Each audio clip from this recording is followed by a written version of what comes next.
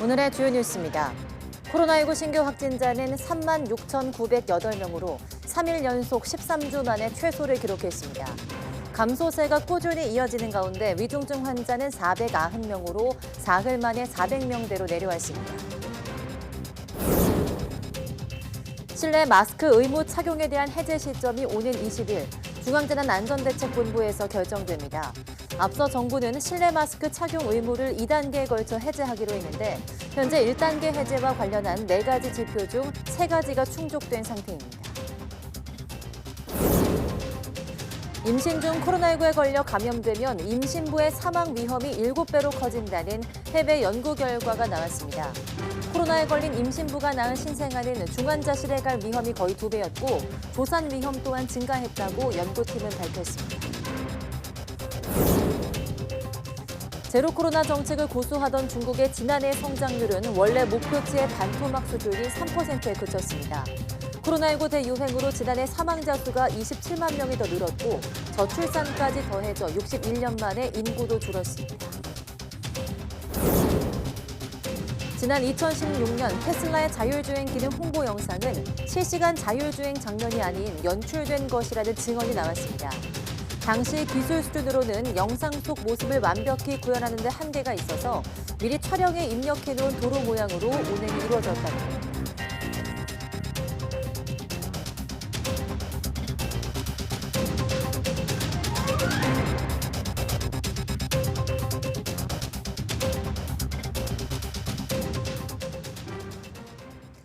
여러분 안녕하십니까? 1월 18일 사이언스 투데이 시작합니다. 오늘 0시 기준 코로나19 신규 환자는 36,908명으로 집계됐습니다. 일주일 전보다 17,000여 명, 2주 전보다 4만 1,000여 명씩 줄었습니다. 수요일 발표 기준으로 지난해 10월 10일 이후 13주 만에 가장 적습니다.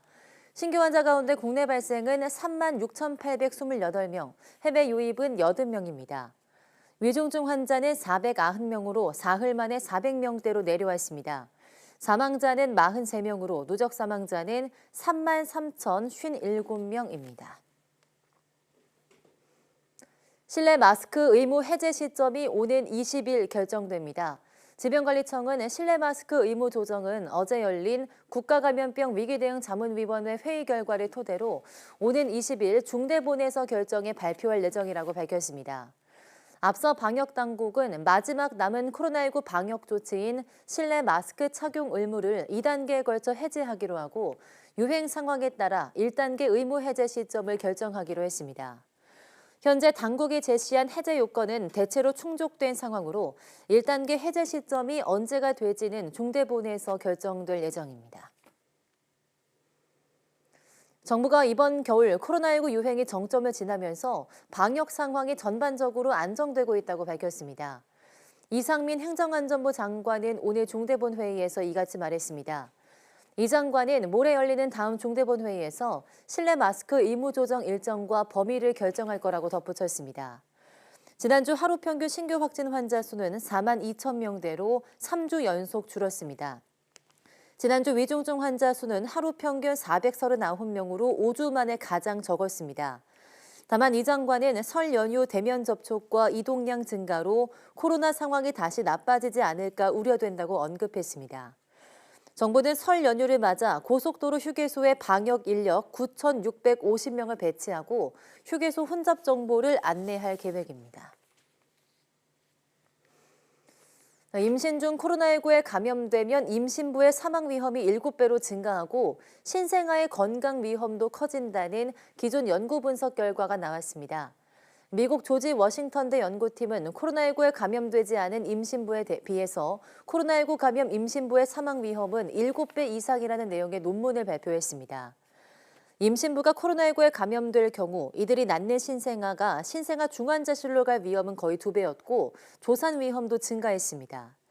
하지만 이번 연구에는 서로 다른 코로나19 바이러스 변종의 영향을 고려하지 않는 등 한계가 있다고 덧붙였습니다. 제로 코로나 정책에 발목 잡힌 중국 경제. 지난해 성장률이 3%에 그쳐서 원래 목표치의 반토막 수준이었습니다. 61년 만에 인구도 감소했는데 저조한 출생률에 더해서 코로나19 대유행과 함께 작년 사망자 수는 27만 명이나 늘어났습니다. 베이징 강정규 특파원이 보도합니다. 2022년 5.5% 경제 성장 목표를 내세웠던 중국. 统筹疫情防控和经济社会发展，十四五实现良好开局。 그러나 전파력 강한 오미크론이 상륙하면서 상하이를 비롯한 전국 각지에 봉쇄가 잇따랐습니다. 중국 통계국이 발표한 최종 성적표는 3.0% 성장, 목표치의 절반 수준에 그쳤습니다. 코로나19 팬데믹 원년인 2020년보다는 높지만 문화 대혁명 마지막 해인 1976년 이후 두 번째로 낮은 실적입니다. 결국 지난해 말 제로 코로나를 포기했는데도 4분기 GDP는 오히려 평균 이하였습니다. 봉쇄는 풀렸지만 감염자가 폭증하면서 내수는 더 위축되고 생산 반등 효과도 크지 않았습니다. 国内需求收缩、供给冲击、预需转弱，三重压力仍然较大。 14억 중국 인구도 85만 명 줄어들었습니다. 대약진 운동 실패와 대기근으로 사망자가 속출했던 1961년 이후 첫 감소입니다. 1949년 통계 집계 이래 가장 낮은 출산율과 코로나19 확산에 따른 사망자 급증이 원인으로 꼽힙니다. 全国医疗机构累计发生在院新冠病毒感染相关死亡病例59,938例。 특히 지난해 사망자 수는 2021년보다 27만 명이나 늘어나 중국 당국이 뒤늦게 발표한 코로나19 관련 사망 통계에 또다시 의문이 제기되고 있습니다. 베이징에서 YTN 강정규입니다.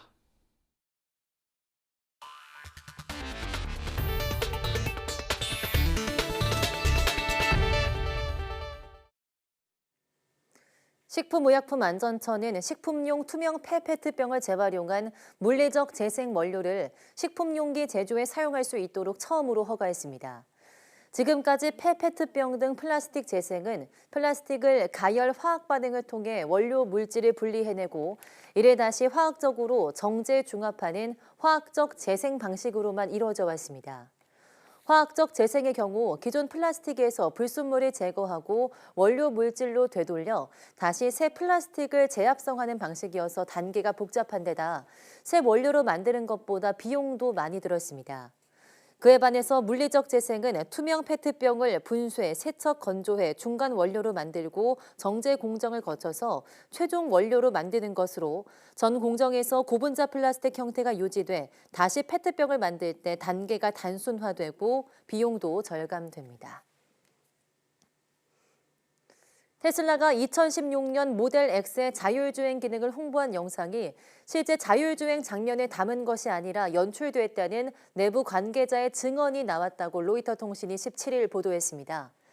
로이터는 테슬라의 아쇼크 엘루스와미 오토파일럿 소프트웨어 이사의 법정 진술서를 확보한 결과 이러한 내용을 확인할 수 있었다고 전했습니다. 당시 테슬라는 홍보 영상에서 모델 X가 주행하는 모습을 보여주면서 운전석에 있는 사람은 법규 때문에 그 자리에 앉아 있을 뿐 아무것도 하지 않아도 된다. 차량은 스스로 운전한다고 홍보했습니다. 하지만 엘루스와미 이사는 진술서에서 영상에서 테슬라 차량이 멜론파크의 한 주택에서 팔로알토에 있는 테슬라 본사까지 이어진 도로를 자율주행하는 모습을 보여주었지만 이 경로는 사전에 3D 매핑이 돼 있었다고 그는 밝혔습니다. 즉 도로 선형 등을 실시간으로 파악하면서 자율주행한 게 아니라 미리 촬영해서 입력해놓은 도로 모양에 따라 차량이 달렸다는 겁니다. 또 영상을 찍기 전 시험 주행할 때는 운전자가 개입해야 했다고 엘루스와미 이사는 당시 상황을 털어놓았습니다. SKC는 반도체 글라스 기판 자회사인 앱솔릭스와 미국 조지아주에 2억 4천만 달러를 투자해서 글라스 기판을 연간 12,000제곱미터 규모로 생산하는 공장을 내년에 완공하고 3억 6천만 달러를 더 투자해서 연산 규모를 7만 2천 제곱미터로 늘리는 방안을 추진합니다.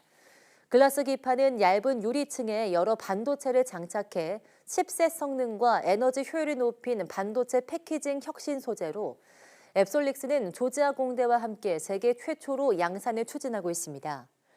앱솔릭스 공장은 세계 최초로 디스플레이와 반도체, 패키징 등 세계의 생산 기술이 복합적으로 적용될 계획입니다.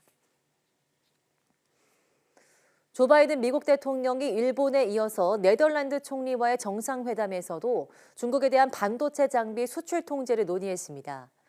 대중경제연합전선에 총력을 기울이는 모습인데 이와 관련해 주미 일본 대사는 향후 몇 주 내 진전을 기대한다고 말했습니다. 김원배 기자입니다.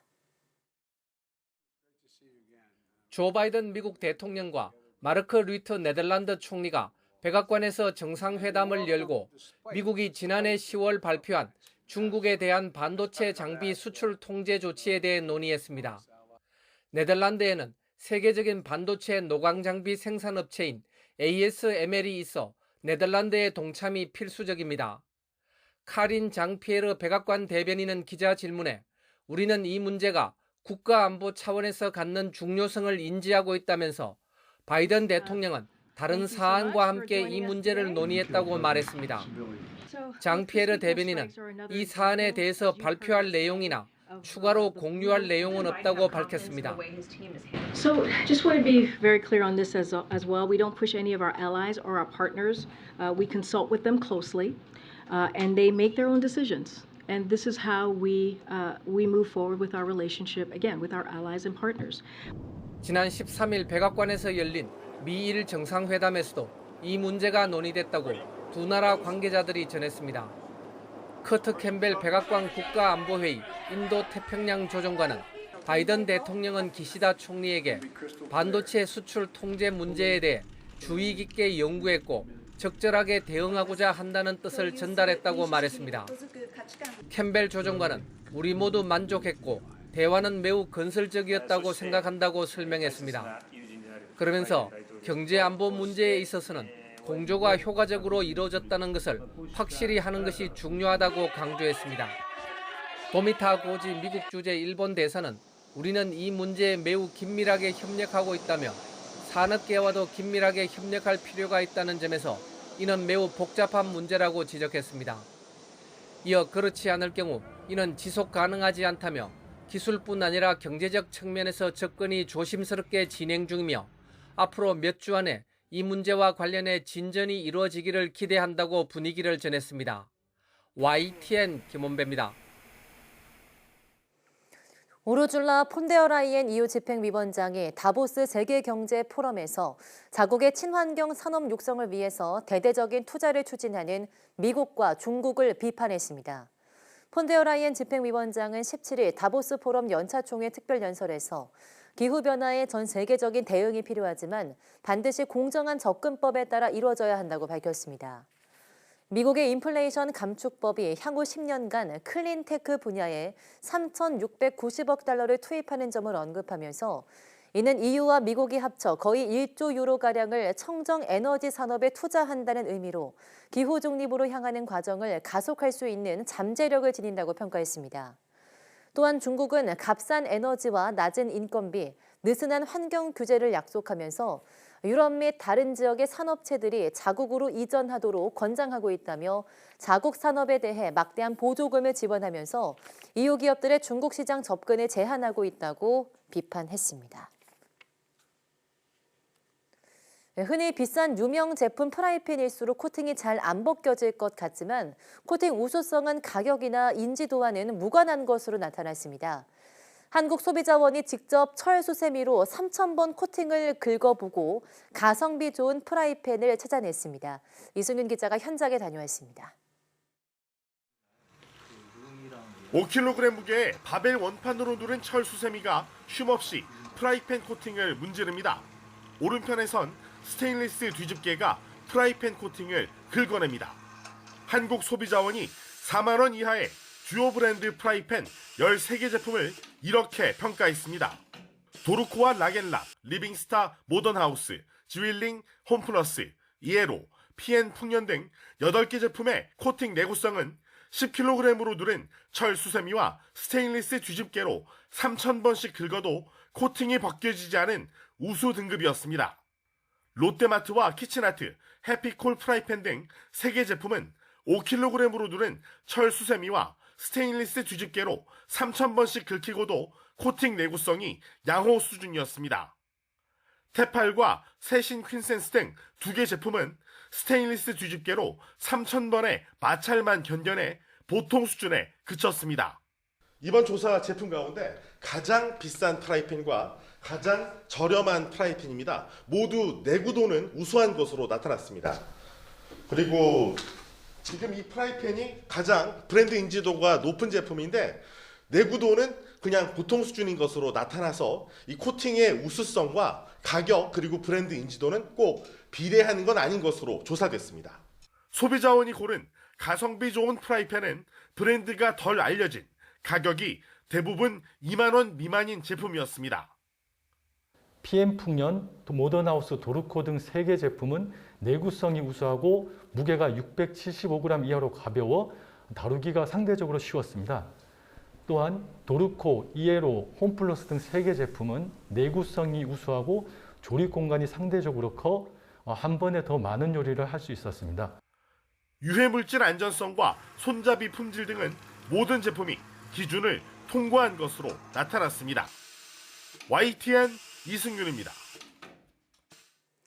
전통시장의 인터넷 생방송, 라이브 커머스를 접목하려는 시도가 다양하게 이뤄지고 있는데요. 청년층이 주로 참여하고 쌍방향 소통이 가능한 라이브 커머스가 도입되면 지역경제 활성화와 청년들의 전자상거래 관련 창업에 도움이 될 것으로 기대됩니다. 김학무 기자입니다. 생긴 지 40년 된 시장입니다. 주로 식품을 판매하는 곳인데 주변에 대형마트 등이 들어서면서 예전 같지 않게 한산합니다. 찾는 손님은 대부분 나이 지긋한 어르신들. 하지만 오늘은 젊은 청년 여럿이 이곳을 찾았습니다.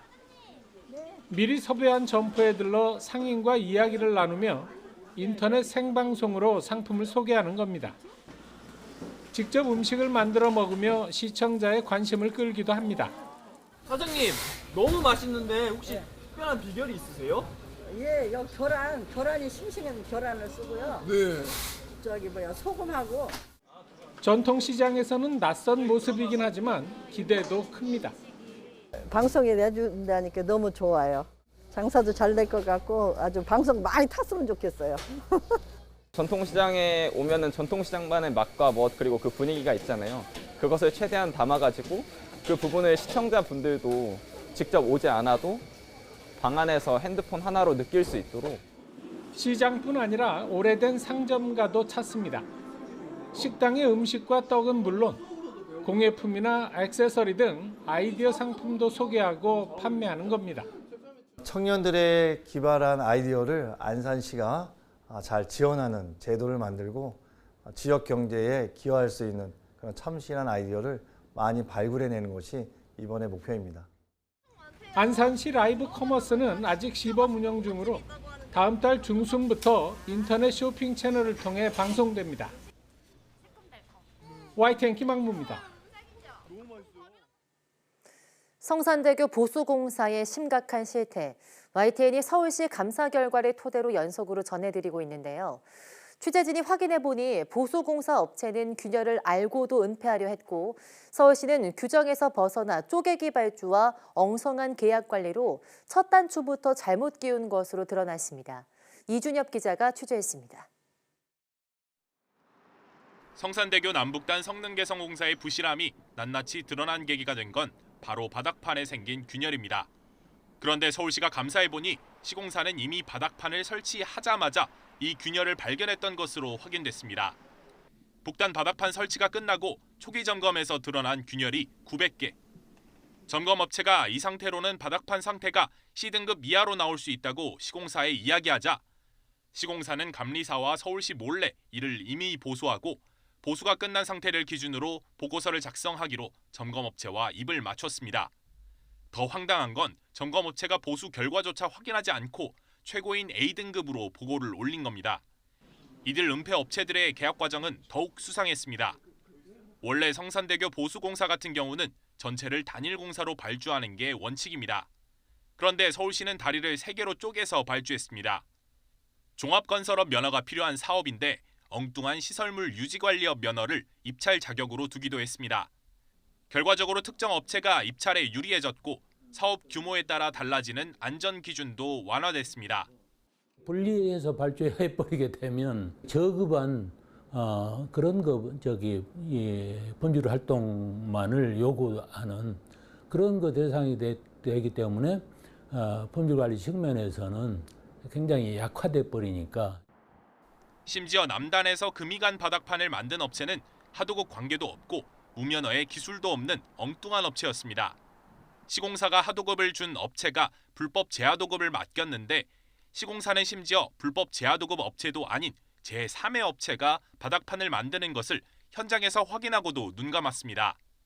성산대교 북단에서도 실적이 전혀 없는 회사가 다른 회사 실적을 가져다 하도급 승인을 받아 감사위원회가 특혜라고 명시하기까지 했습니다. 어떤 선도자 역할을 하던 그런 모습이 도저히 믿기지 않을 정도로 충격을 받을 수밖에 없습니다. 이처럼 성산대교 성능개선공사는 계약부터 시공과 감독까지 종합적으로 문제투성이었습니다. 쪼개기 발주로 첫 단추부터 잘못 끼운 서울시가 책임에서 자유로울 수는 없어 보입니다. YTN 이준엽입니다. 무인 점포를 이용하다 보면 무심코 신용카드를 놓고 나오는 경우가 종종 있습니다. 이런 카드를 훔쳐 물건을 산 뒤 되파는 수법으로 현금화를 한 중학생들이 붙잡혔는데 이들 뒤에는 어른이 있었습니다. 황보혜경 기자입니다. 지난달 20일 경기 부천시 노래방. 중학생이 겉옷 안주머니를 뒤적이더니 마지못해 무언가를 꺼냅니다. 다름 아닌 신용카드였습니다. 양쪽 주머니에서도 카드가 하나둘씩 나왔는데 어느새 한 손에 가득할 정도입니다. 네가 훔친 거 인정하지? 내 거 카드 쓴 거 네가 인정하지? 노래방 인근 중학교 2학년생인 A군입니다. 무인 점포에 신용카드를 두고 온 한 손님이 사용처를 뒤지다 결국 노래방에서 A군을 붙잡았습니다. 카드 쓴 점포가 있을 거 아니에요? 그 주변을 이렇게 돌아보다 보니까 비슷한 사람이 이제 있어갖고 잡게 됐어요. 카드를 이제 꺼냈어요. 근데 내 카드가 아닌 거예요. 다른 카드가 계속 나오게 된 거죠. A군은 같은 학교에 다니는 또래들과 무인 점포를 돌아다니며 카드를 훔친 혐의로 경찰 조사를 받고 있습니다. 경찰 조사 결과 A군이 갖고 있던 카드는 20여 장으로 이 가운데엔 분실한 지 1년이 넘은 카드도 있었던 거로 확인됐습니다. A군은 무인 점포에 있는 분실 카드 보관함을 누구나 열 수 있다는 점을 노렸습니다. 그리고 이 카드로 편의점에서 담배 등을 산 뒤 또래 친구들에게 웃돈을 주고 되팔아 현금화했다고 말한 거로 확인됐습니다. 범죄 수법이 치밀했던 겁니다. 알고 보니 배후엔 20대 남성이 있었습니다. 훔치라 불러. 전화해. 범행 심각성을 모르는 청소년들을 이용해 대리 범죄를 저지르게 했을 가능성이 큽니다. 청소년 범죄 특징을 보면 이 아이들은 이거 심각성을 모르고 자기가 이렇게 드러나는 게 얼마나 위험한지도 잘 몰라요, 아이들은. 성인들은 다 알거든요.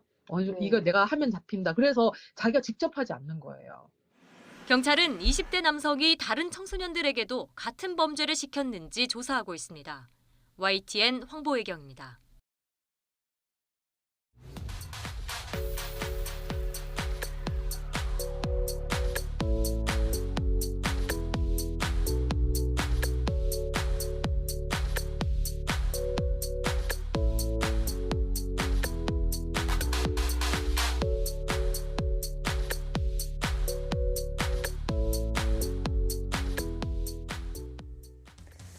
일상 속에서 쉽게 찾아볼 수 있는 과학은 가끔 마술처럼 신비롭게 느껴지기도 합니다. 하지만 이 같은 신비로운 현상은 단순한 속임수가 아닌 과학 원리가 만들어낸 과학적 현상인데요. 오늘 오후 사이언스 투데이 과톡에서는 우리 생활 속에서 찾아볼 수 있는 다양한 물건을 이용해서 그 안에 숨어있는 마술 같은 과학 원리를 알아보겠습니다. 많은 시청 바랍니다. 함께해 주신 여러분 고맙습니다.